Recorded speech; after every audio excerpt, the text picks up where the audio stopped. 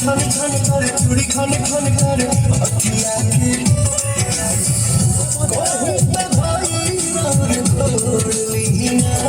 बाटे कमर कमजोर पिया छोड़ दीना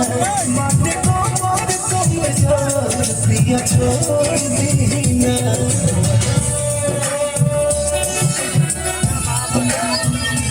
सारा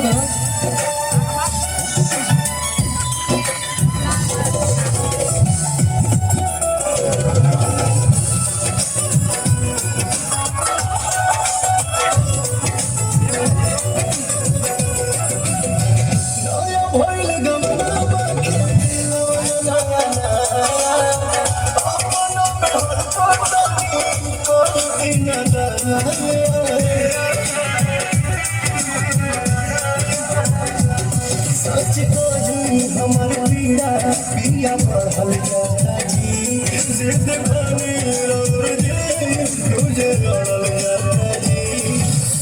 हमसे हटकाई के ही लोर दीना बाट कमर कमजोर पिया छोड़ दीना बाट कमर कमजोर पिया छोड़ दीना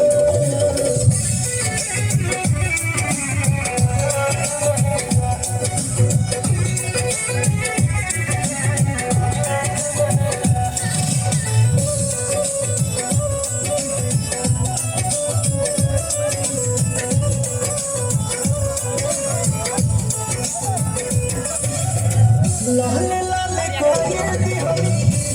गोर बदान के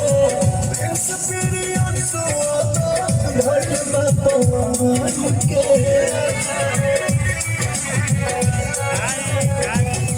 हर का भेंट होई पिया भले सन परेशान में न होई